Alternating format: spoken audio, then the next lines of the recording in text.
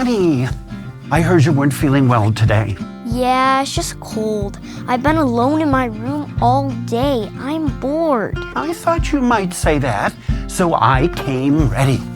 I came here to be with you and to share some stories of people whose lives are wonderful examples of God being with us.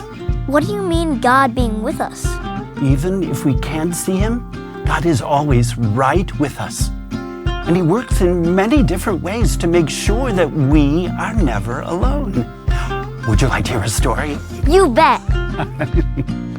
This story takes place long after King David and King Solomon. Many of God's people began to forget about God and His good ways.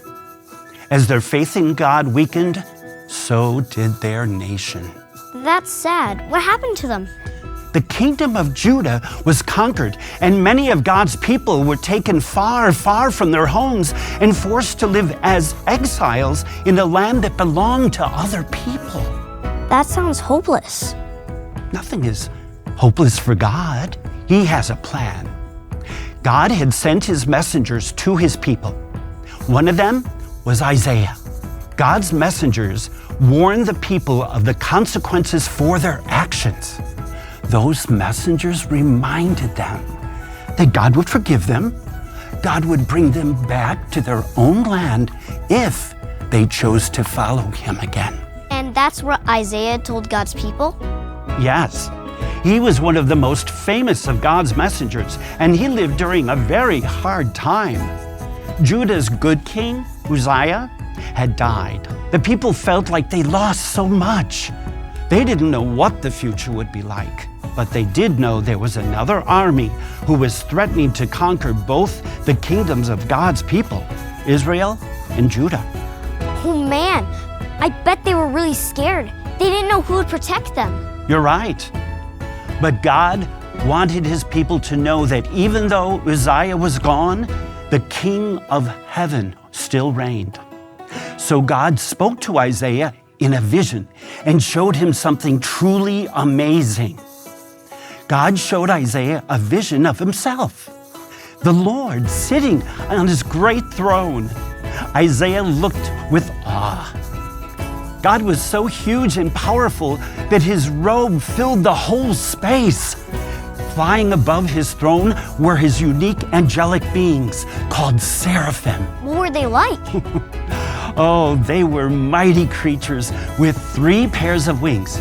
They used 2 wings to fly, 2 wings to cover their faces, and 2 wings to cover their feet. Why'd they do that? They covered their eyes because even for those mighty creatures, the Lord's presence was too bright to witness. Then they covered their feet to show honor to the Lord. They sound incredible. Oh, they started singing about God's great power, and their voices shook the stone door frame of the temple. The temple filled with smoke as they sang. That would be amazing to see. As Isaiah looked at all of these things, he began to worry. He realized that he was an unholy person, standing in the presence of the most holy God. What does holy mean?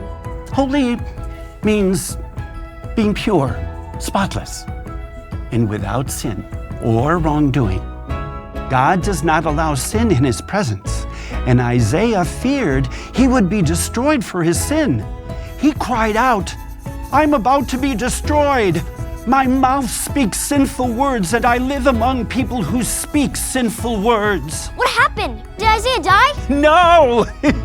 God had chosen Isaiah as His messenger, so God would wash away Isaiah's sin.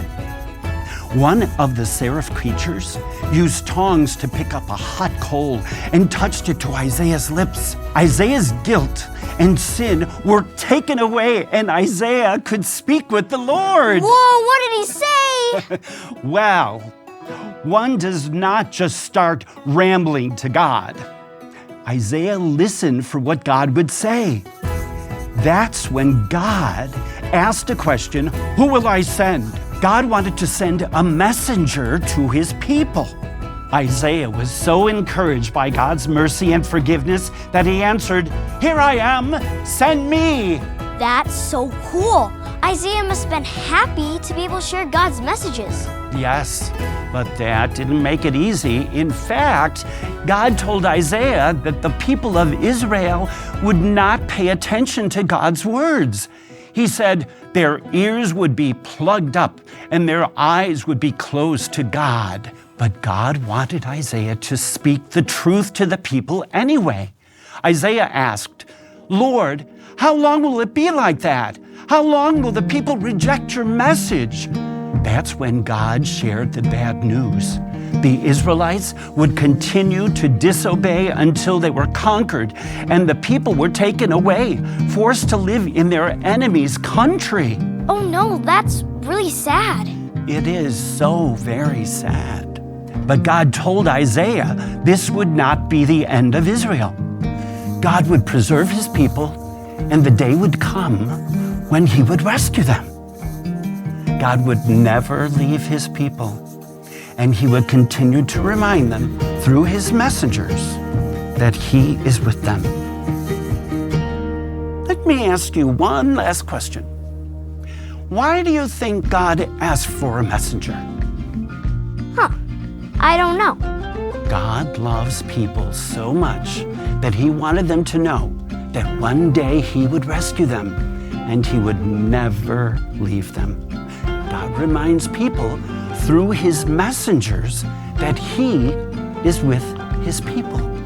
God calls people to be his messengers.